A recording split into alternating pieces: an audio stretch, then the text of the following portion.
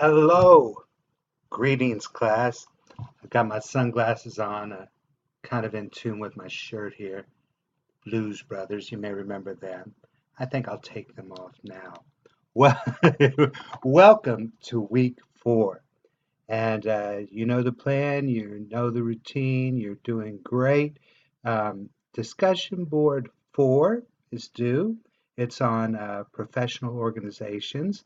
In the content folder, there's a list of potential of professional organizations that you might want to look into and write about.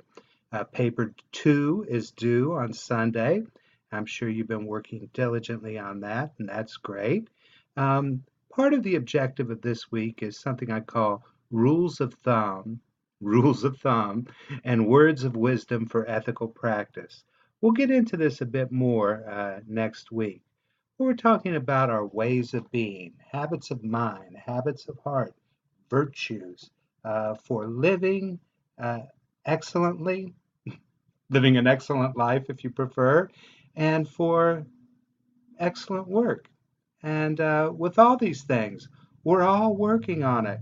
None of us is perfect. We make mistakes, we fall short, and a lot of the time I'm teaching myself because sometimes I have a hard time learning these lessons. But I have faith, I guess, that there's something to them, and I keep working on it. All right? The story and the example I'd like to share with you today is called Steve Jobs and the Wood Nobody Sees. hmm Now, I don't know how much you know about Steve Jobs. It's not all that important. The founder of Apple died in 2011 at age 56 of pancreatic cancer. And right before or around the time of his death, his authorized biography came out. You probably remember seeing it at all the stores. It was Walmart. It was all over the place.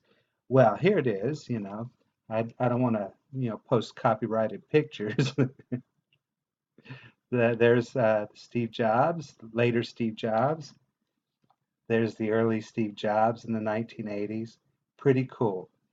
Now, my mom got me this book for Christmas, and I'm not really sure why. I wasn't a big Apple fan or Steve Jobs fan or anything. I guess she saw it, the bookstore or wherever and said, well, William's a pretty smart guy. Steve Jobs was a smart guy. He'll like this book. And you know what? I loved the book. I went right through it. Oh man, so many great lessons, so many great stories. Okay, here we go. Steve Jobs was adopted. Okay, and his adoptive dad was an amateur woodworker. And Steve would often go out and watch his dad, help him out sometimes as he was working on projects in the garage. And one day, Steve noticed his dad was building a cabinet or a desk or something like that. And he noticed that his dad used a very fine and expensive piece of wood that he had doctored up just beautifully. And then he put it in a place where no one could see it. No one would know it was there. And Steve was aghast. What are you doing, Dad? That's a nice piece of wood, and you're putting it where no one will see it. No one will know it's there. You know what his dad said? I'll know it's there. The wood nobody sees, but you know it's there. And how many times have I, in the course of my many years, put in all-nighters on projects, on grading papers, on preparing online courses? And many times I've heard people tell me, they say, no one's going to notice. No one cares. Why go through all the trouble? And my response is always, I'll know. Okay. I know, probably kind of sick, I guess. Okay.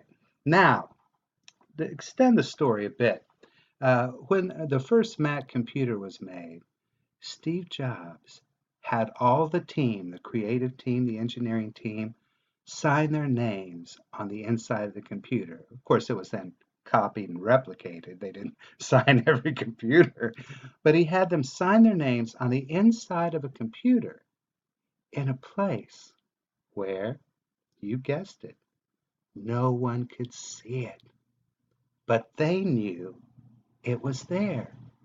And here's what Jobs told his team: artists sign their work.